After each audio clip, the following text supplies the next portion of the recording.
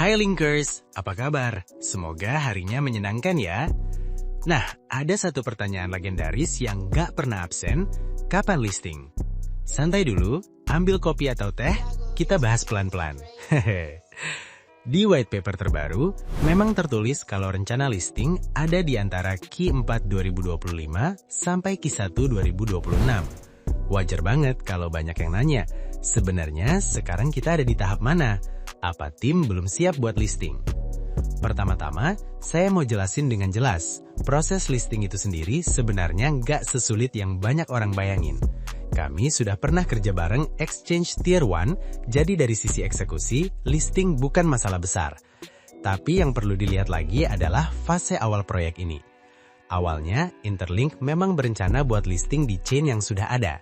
Entah itu chain baru kayak Monad, atau main chain besar kayak Ethereum atau Solana. Tapi seiring waktu, proyek ini tumbuh jauh lebih cepat dari yang diperkirakan. Supaya skalanya benar-benar seimbang sama arah Interlink ke depan, tim akhirnya ambil keputusan strategis buat bangun Layer 1 sendiri yang fokus ke infrastruktur AI dan pembayaran. Di sini, token Interlink diposisikan sebagai native token blockchain tersebut, jadi punya utility yang nyata dan kuat. Lalu apa arti keputusan ini dan apa konsekuensinya? Bangun Layer 1 sendiri jelas butuh waktu jauh lebih lama, apalagi karena kita juga mengintegrasikan Human Nodes dan HCS buat verifikasi ITLG. HCS ini langsung ditanam di Layer 1 lewat algoritma berbasis graf yang bikin sistem bisa nentuin dengan lebih akurat apa yang paling baik buat proyek saat ngedistribusiin reward ke Human Nodes.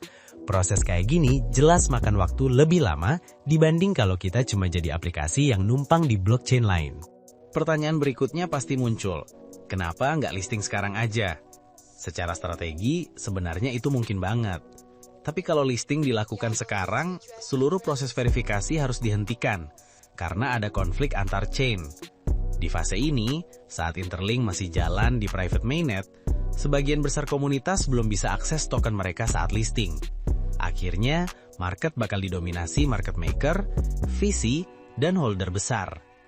Membangun Layer 1 sendiri memang butuh biaya infrastruktur lebih besar, resource lebih banyak, dan waktu pengembangan serta distribusi yang lebih panjang.